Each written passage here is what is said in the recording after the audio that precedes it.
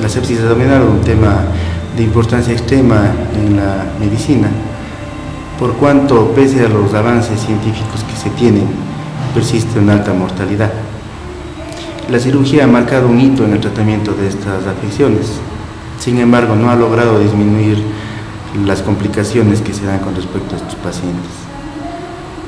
Hay criterios encontrados con respecto a muchas terapéuticas, por ejemplo, al manejo de la cavidad, al manejo del lavado de la cavidad, a cómo se debería tratar la fascia. Ciertas conductas de menor agresividad han sido mejor toleradas por los pacientes, por ejemplo, la laparoscopía para los lavados. Y conductas agresivas también son importantes, por ejemplo, la funda de Bogotá y el manejo de la cavidad abdominal en cuanto a la presión intraabdominal son fantásticamente tolerados por los pacientes. Los antibióticos también han venido desarrollándose en el paso del tiempo. Actualmente, las terapias únicas para el tratamiento de esta enfermedad han venido a ganar terreno, por cuanto ofrecen mejores posibilidades en cuanto al cumplimiento del tratamiento, y también la resistencia que se proyecta hasta la actualidad es menor. No debemos olvidar que con el paso del tiempo los antibióticos van aumentando la resistencia a los patógenos, por tanto el tratamiento debe ser multidisciplinario y también adecuadamente aplicado. En cuanto a la pancreatitis, que también tocamos el tema, existe una controversia al respecto de la aplicación de antibiótico terapia profiláctica en pancreatitis grave. El criterio actual, que a lo mejor cambie después de un tiempo, es que no se debería administrar terapias profilácticas en pancreatitis agudas necróticas que no estén infectadas. Hay estudios muy bien realizados que establecen que la cantidad de bacterias incrementan con la antibiótico terapia profiláctica y que el riesgo no se ve disminuido con esta conducta. Los antibióticos en sí que se deberían aplicar son los imipenems en pacientes que están críticamente enfermos, y se puede aplicar en caso de los pacientes que no tengan una afección extremadamente severa medicamentos preferentemente que tengan una buena concentración pancreática. Hablamos, por ejemplo, de las quinolonas, hablamos de los imipenems, que son medicamentos que están muy bien tolerados. Las cefalosporinas de tercera generación tienen una penetración moderada, de tal manera que debería valorarse la acción. Como decíamos, el pronóstico de esta enfermedad persiste siendo negro en esas palabras. Sin embargo, existen trabajos científicos que ofrecen ciertas alternativas que están disminuyendo. El tema que hoy día se abordó era las complicaciones sobre multiresistencia en bacterias gastrointestinales, y hemos hecho un análisis de nuestra experiencia en el Hospital Vicente Corral Moscoso, donde coordino el área de microbiología, y hemos sacado unos datos interesantes porque vemos que hemos sido prácticamente iguales o similares a los datos que se obtienen en otros países como son Argentina, México, Bolivia, Chile. Entonces eso quiere decir que los procedimientos implementados, los equipos con los que contamos, los medios y reactivos con los que realizamos el trabajo están dando un resultado óptimo. Lo que yo decía en la conferencia, que para hacer este tipo de trabajo se necesita de este tipo de cosas, de equipos,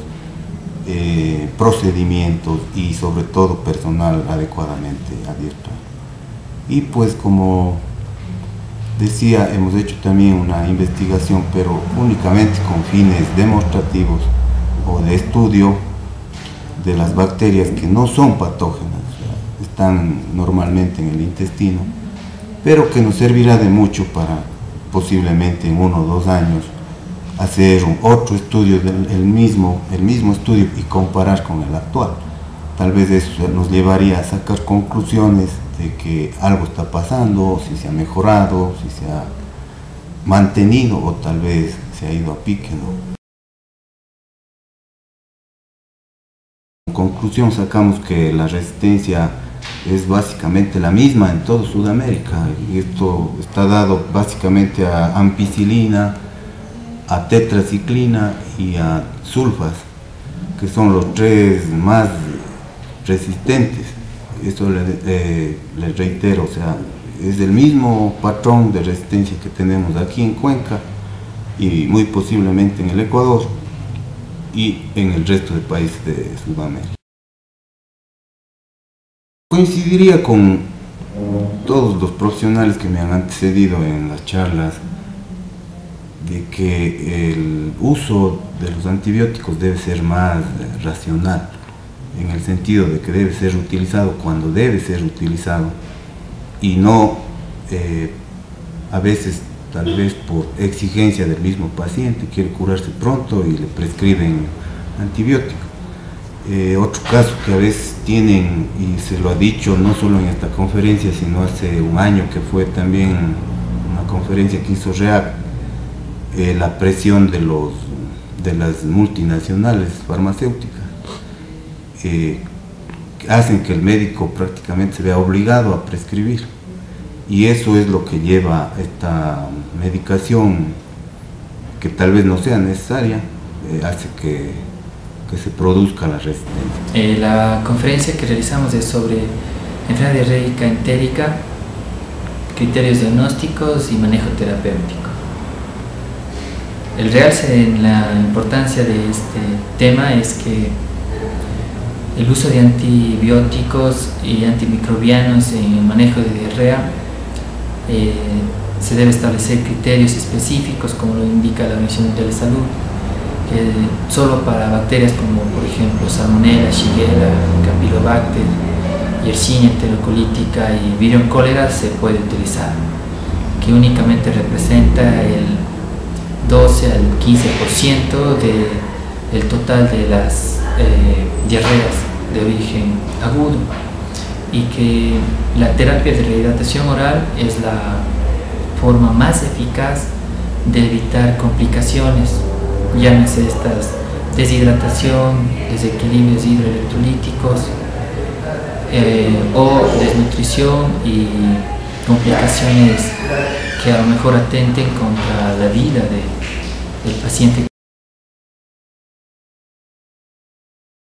Es muy bueno, apoyo específicamente el que se utilice este tipo de talleres, seminarios y conferencias para orientar a los estudiantes a definir criterios clínicos que les sean útiles para tanto su vida como profesional como para su vida futura, porque vemos que la resistencia cada vez se va incrementando y que es en gran porcentaje debido al abuso y mal uso de los antibióticos y a la poca o nula correlación clínica que a lo mejor como médicos no la hacemos. Bueno, la educación a la salud es el factor más importante, y nosotros pues primero hacer autoconciencia, segundo teniendo 3 sitios de manejo en donde frecuentemente se da esto. Es uno, la automedicación, educar al paciente de que si va a utilizar o no medicación debe ser bajo prescripción médica. 2, en relación específicamente a que en las farmacias, en las boticas,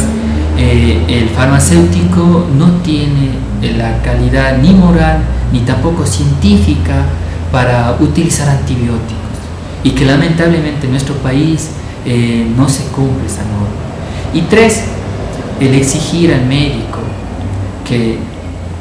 actúe de forma adecuada y con criterio clínico para a su vez utilizar o no utilizar antibiótico-terapia. Yo creo que esas serían para mí las 3 líneas que a lo mejor en este momento podríamos